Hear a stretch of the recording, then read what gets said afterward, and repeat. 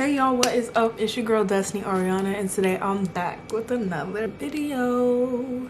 This one, long overdue. To be honest, I don't know why I didn't record this sooner. It's been literally since what, 2018, freshman year at Bowdoin when I did a Bowdoin Q&A. So listen, we gonna run that back and we gonna do it again. Senior edition.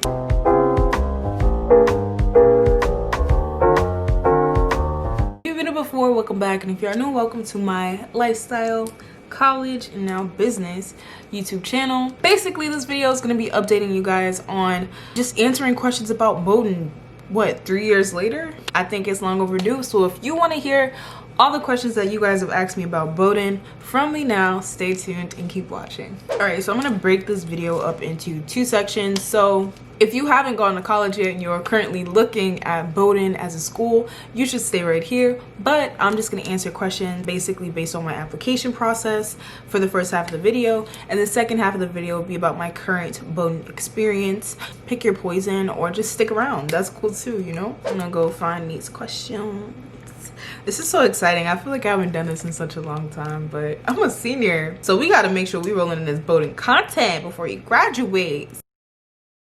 First question is, why did I choose Bowdoin? So what's funny is I actually have a whole video dedicated to this. I don't know how many end cards, but I'll try to also put it up here. But if you can't make it up there, I'll leave it in the description box below. But long story short, I wanted a challenge growing up in Harlem, New York. I was used to sort of the same thing. Like I went to school with the same people for literally 8 years, something like that, whatever. But I was sort of used to the same thing, so I wanted a change in environment, but I also wanted to make sure I was going to a school that a lot of people from high school wouldn't be at. I wanted that push to challenge me socially, but also I wanted to go to a liberal arts school. And then literally I went to Bowdoin, I visited, and I had a really great experience when I visited. The people that I met were amazing, and I just decided, you know what, we are going to give this a try. And that is how I basically ended up at Bowdoin. I feel like it really could have been a hit or miss. I wasn't really solidified in my decision, to be completely honest with you guys, until I got there. So I think that Bowdoin was never like a dream school for me. To be completely honest, I never even heard of Bowdoin before applying to Bowdoin. It was literally just like a name drop. And my teacher was like, "You gonna apply here?" And I was like, "I am." And it didn't happen, and now I'm here. But if you want more details on that, definitely go check out that video. The second question is, did I apply early decision or regular decision? Like I said, I did not know about Bowdoin when I was applying to college, so I definitely applied regular decision. January 1st was for me. I was not ready for ED. I also just didn't really know what I was signing myself up for. So personally, I decided to apply regular decision. To give me a chance to just apply and then also go to the school. So before the acceptance letters came out, I had already visited the campus and sort of like knew what I wanted to do by then. The next question talks about what my Bowdoin essay was about. And I know this changes every year, so I don't know how helpful this is going to be, but since you guys asked, I'll definitely answer. I went to my supplements list and I low-key cannot even understand this myself, but I know this one question was really weird. It was like, how did you learn about Bowdoin? But I think you only could answer in like 1 or 2 sentences. So that was really challenging for me because I was like, whoa, like what do I even say in 1 to 2 sentences that's really interesting?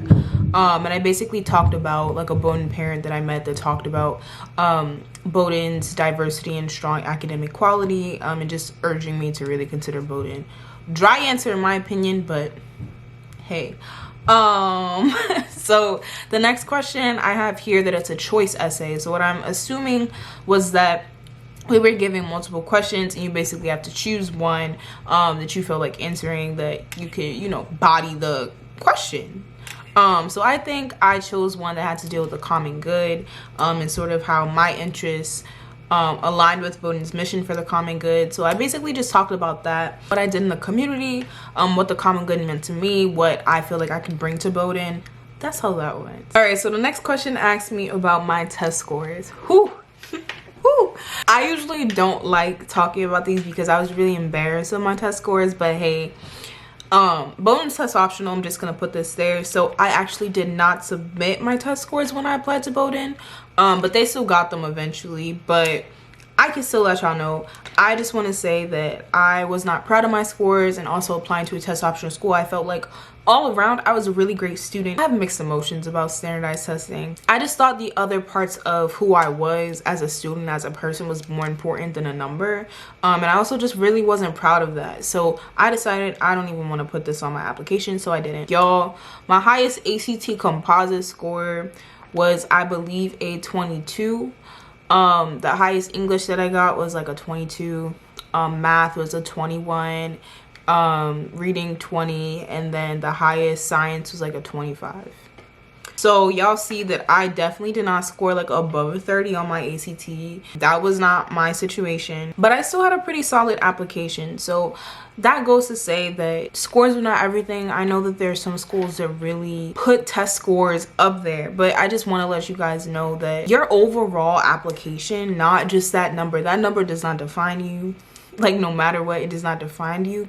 Building your application so they can see the different parts of you that make you who you are and what you can sort of bring to campus and make their school better is what's more important. That being said, I mean, like, in your personal statement, really let them get to know you. Let them know a story that has shaped your life in a way that your schoolwork can't, in a way that your extracurriculars can. Like, you want to make your application as holistic as possible. You know what I mean? So I feel like that's really what set me aside, especially deciding not to submit my score. So that was a long answer, but I feel like it was needed. So that hops into extracurriculars. So what extracurriculars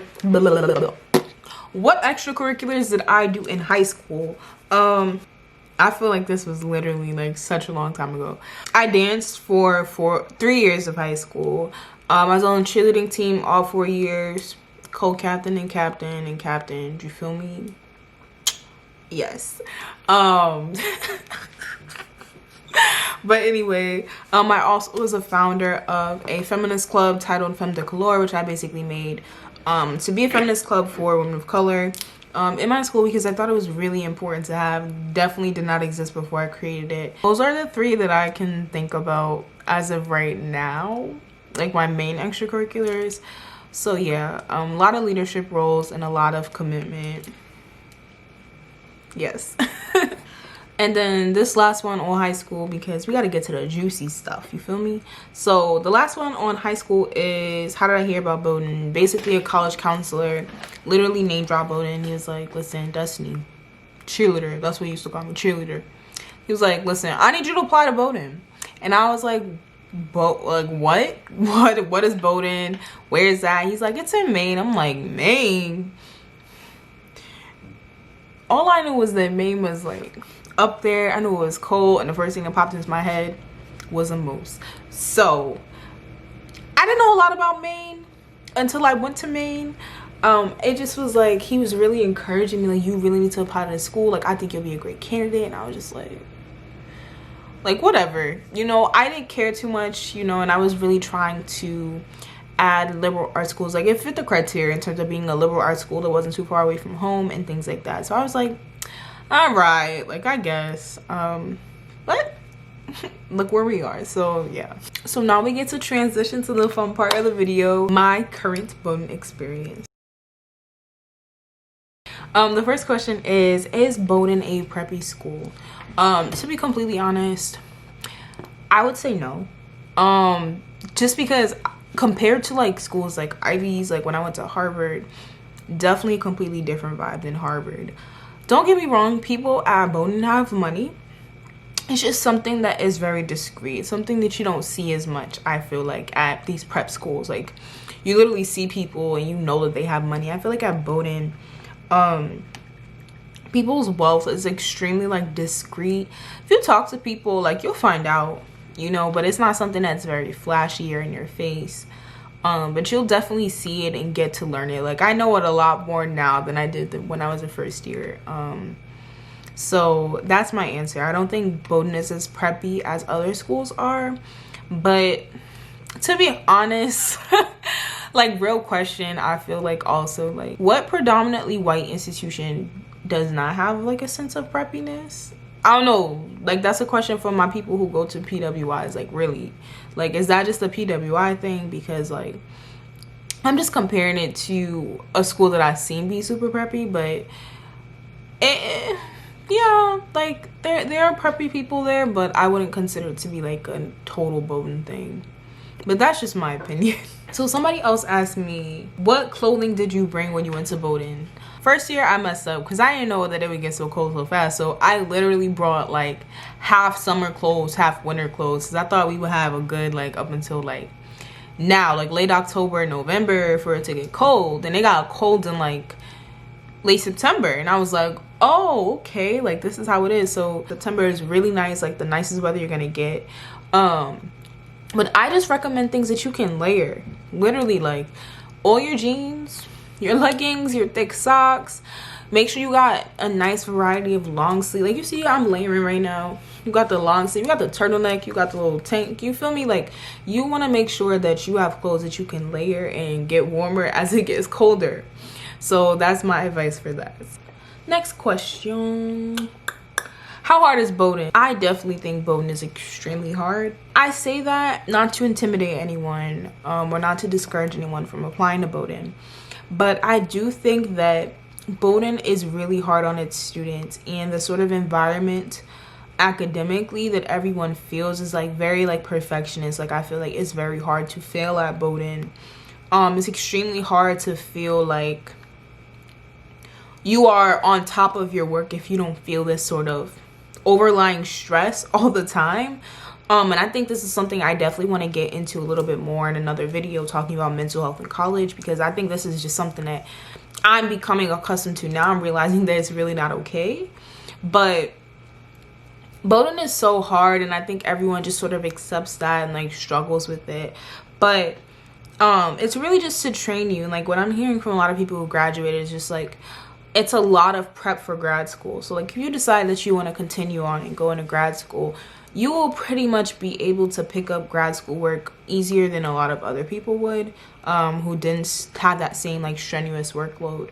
But Bowdoin's really hard. Like I'm not even gonna try to sugarcoat it and say like a little, like for me, I like, and for most people, like you struggle. It's not like something you're just picking up and just doing. Like you're struggling, but you're learning a lot. You know what I mean? So it's definitely very challenging, but through as much struggle and challenge as I experienced, I definitely can say that I've grown so much at Bowdoin academically. So that's my answer for that. Definitely can get into that more. If y'all have any more comments or questions just about Bowdoin academics, like I can get more in depth in another video, but I think it is pretty hard. It has its pros and its cons, you know, as any school that is on that sort of rigor level would. Next question. What do I do in my free time? So this answer is completely different from when I was a first year, because I kind of do a lot. I be doing a lot. I'm co-leader of Bowdoin's hip hop dance team called Obvious. So, you know, if you see me dancing, that's me, you know. Really love that. I've been on Obvious since I was a first year. Also part of Black Student Union, which was formerly known as AFAM. I love BSU so much. It's definitely a family and a community that has been there with me since day one. Personally, like outside of Bowdoin, I mean, I used to work. In my free time I worked, you know, because we need to pay for school. Like we're broke, we need money. So I used to work. I'm not really working right now because of just COVID and like being at home and things like that. Just school is my main priority. On my free time, I also am a YouTuber. Who would have known? But yeah, I make YouTube videos, guys. Then also now I am a businesswoman. You feel me? So I basically own a business in which I help people out with logos and graphics and things to help them brand their businesses. Something I love to do, like bring people's ideas to life. So basically getting into freelance graphic design. So that's stuff that I do in my free time now in 2020. So this next question asks about what is the party scene like at Bowdoin? I experienced a very different party culture, just scene that I would sort of describe from other people. Just in my opinion, I wouldn't consider Bowdoin to be a party school whatsoever. Just no. Do parties happen? Yes, they happen pretty frequently. Like every weekend you can find an event, maybe in a Black woman on a predominantly white campus. I personally do not find Bowdoin parties to be fun. unless they are thrown by affinity groups. This is just my opinion. I'm not even trying to like offend anyone or anything, but I personally have more fun at Black Student Union parties. Just because one, I'm around my friends, and it's also like a place that I feel most comfort. But when I'm taking out of my comfort zone, like I definitely could do other story times about this, but I'll say like real quick, like going into like college house parties, which are like also predominantly white spaces, you know, I'll be there and like trying to have a good time, and then I like am dancing with my friends, and people will literally like gawk and stare in ways that make you feel so uncomfortable. And you know, other people are doing their thing and like vibing and stuff, but I just have felt very uncomfortable in those spaces. So like, do I think they're fun? No. Most of the time I don't enjoy the music, and I just feel uncomfortable, so I end up leaving with my girls and we go to Super Snacks and we eat and we vibe and enjoy our night by ourselves. Like, I've had more fun at small parties thrown by friends, also kickbacks and things like that. But in terms of like college parties, like the house parties and stuff that happen in like college houses and things like that, I'm good on that. I've learned that. Took me a while to learn that, but I'm glad that I know now. Another question was, what is my experience being a Black, Indigenous, POC on a predominantly white campus? So I think that I also have another video that sort of goes into depth about this, but I can definitely say that from growing up, it's been a huge culture shock, but something that's challenged me in many ways, and I feel like has made me more what's the word, I want to say grounded in who I am and like my own identity. I feel like Bowdoin has definitely made me realize I am a Black Indigenous woman, and you know, these are the spaces that I'm navigating, and at times it's been extremely uncomfortable, but has allowed me to grow and learn, you know, how do I navigate these spaces, because that's something I was never used to. Like, I went to a predominantly Black school my entire life, and I never really had, you know, experiences where I've had to interact with white people, and I've learned a lot from doing that, you know. I think especially over like the last 3 years, it's grown dramatically, but I can definitely say that I've become more affirmed in myself and my identity, but it hasn't been easy. That's something I can say now, being a senior, but it hasn't been easy, you know. And I think one of the main things that have made it worthwhile are my friends, one, but also the community that I found at Bowdoin. Like I said, BSU has really been home for me.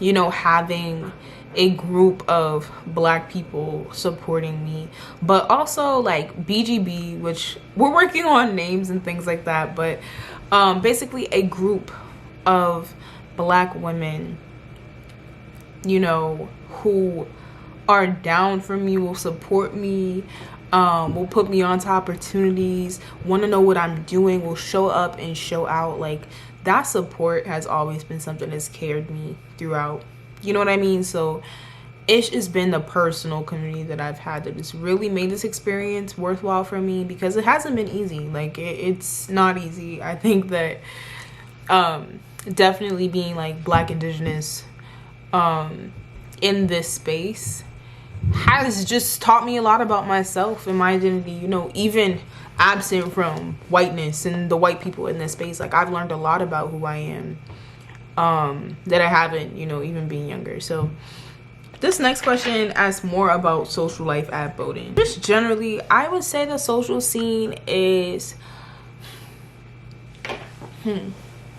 I feel like you have a mix of students at Bowdoin. You experience a lot of people who are very open, and I know they describe this a lot, like the sort of Bowdoin hello, and like how open everybody is when you first get to Bowdoin, just asking, you know, where are you from, where's home for you, and I feel like a lot of that has definitely been genuine, but there's also a lot of things that are extremely surface level, and it kind of stops at that. So, you know, you go through a period where everyone sort of wants to get to know you, and either, you know, you go through, you guys become like somewhat cool, or it's just like it stops at that. It's like a checklist sort of thing. But like, I don't want to say that that's for everyone. It's just things that I sort of like observed myself. But I can definitely say that there are a lot of people at Bowdoin who I met who have been like the kindest people that I've met in my life. In terms of diversity, Bowdoin's more diverse than it was before in the past. Like, I've talked to a lot of people like over the last 10 years. Bowdoin's actually gotten more diverse. That being said, I think the thing about diversity and inclusion is that inclusivity is way more than putting Black and brown bodies in a space and thinking that you solve the issue. You know, like, that's just not how it's done. I think that's just something that is known across predominantly white institutions. But yeah, thank you guys so much for watching. But if you aren't already subscribed, please make sure to do so. Thanks, really appreciate it. More videos on the way, and I will see you guys on the next one.